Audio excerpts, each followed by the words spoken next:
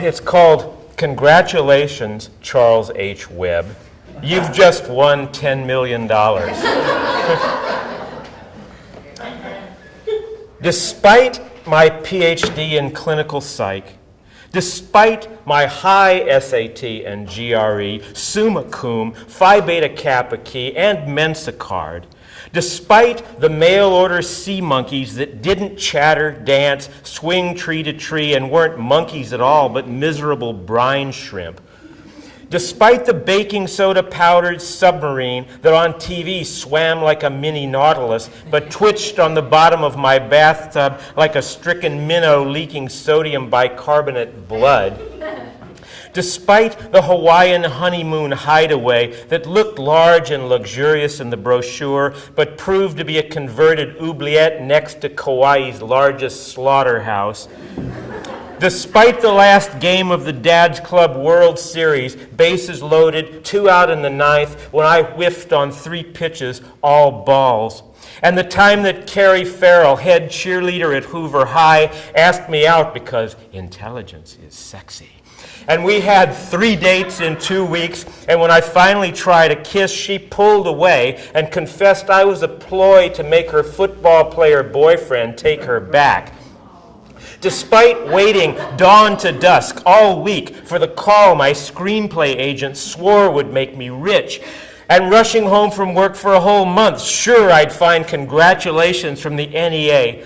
Despite 100 custom-printed resumes mailed out and not one interview, despite the cynicism I'm notorious for, the acid wit, the scathing retort, the put-down that drops its target writhing like an arrow through the gallbladder, I wish.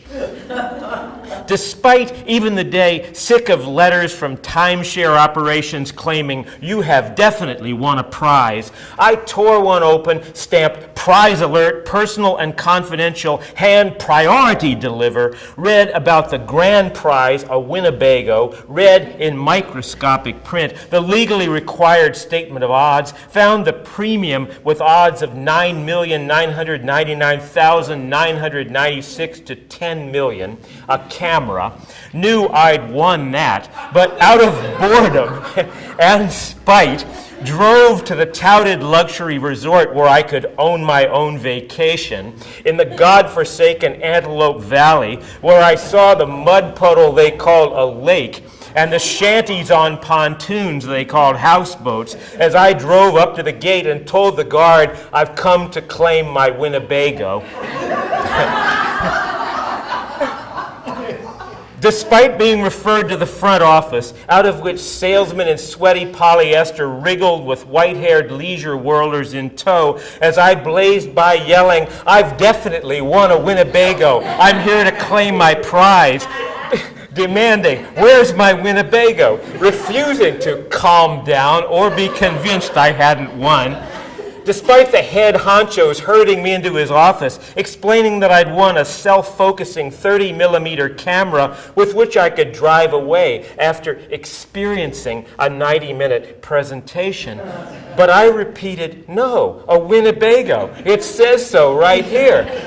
Until the wretch sighed, I'll see what I can do, disappeared, and returned with an armed guard and a package labeled camera, whereupon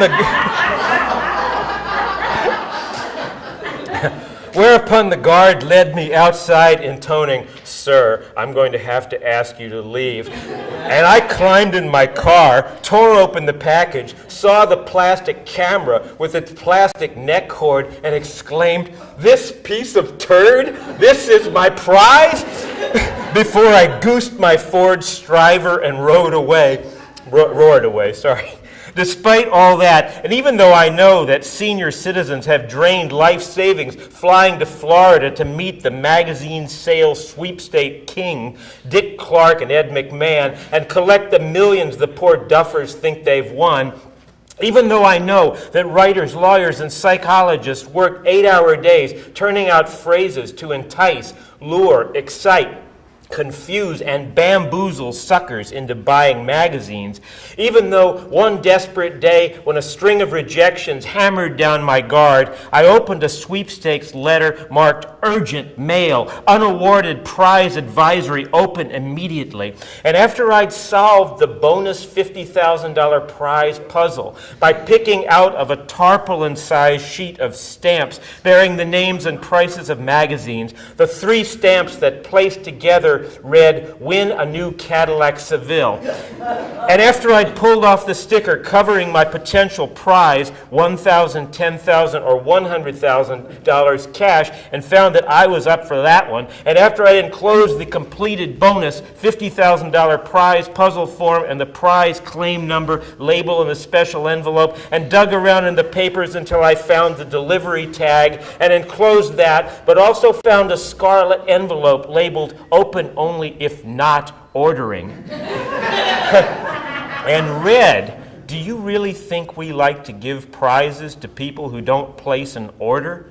And learned that if I meant to proceed with my rash, miserly, anti-intellectual act, I should read the official rules. So I dug through the papers again, found the rules, and learned that I would have to use my own envelope and postage, unstick my bonus $50,000 prize puzzle stamps from their official form, and paste them on a blank 3x5 card on which I must hand print "No order enclosed."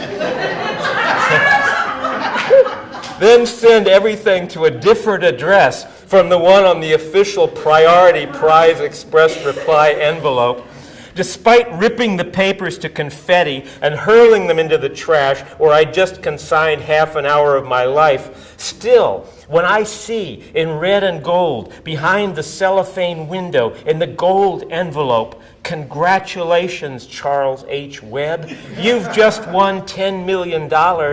For an instant, I'm not almost 45 with a herniated disc, accelerating baldness, a part-time practice in psychology strangled by HMOs, and a Chevy Love with 113,000 miles, bald tires, a slipping clutch, low compression, and a hula dancer shimmy. I wasn't just passed over for a summer grant and have no recourse but to quit my job, which I can't afford to do. One of my best friends and my mother don't have cancer. My wife doesn't have placental bleeding that has her doctor concerned, and has us scheduled to see a specialist who accepts arms and legs as down payment. I don't have a mortgage I can't meet unless my wife works, which she can't because she's pregnant and bleeding. No, I'm in my family's living room on Christmas morning, staring past the glittering tree at a red Schwinn bike. I'm in my bedroom, parents out of town, watching my first love, all white softness and curves, dash out of the bathroom to my bed. I'm opening with shaking hands the vellum Rice University envelope, reading, "We're delighted to tell you." I'm hearing the announcer roar, "Please welcome Saturnalia," as I sprint on stage with my guitar at the Catacombs Club and tear into Armadillo Baby, which I wrote. I'm thigh deep and shivering in the Skycomish River, 5 a.m., feeling my Okie drifter bounce along the bottom when a freight train grabs my line, my rod tip dives, my reel shrieks, and I howl to miles of spruce forest. Fish on! I'm 3 years old, waking from a nightmare where a witch wants to eat me, and Mommy's whispering, "Shh, honey, I'm here," as she tucks me in her bed where Daddy snores, and I soon burrow into blissful dreams. Thank you.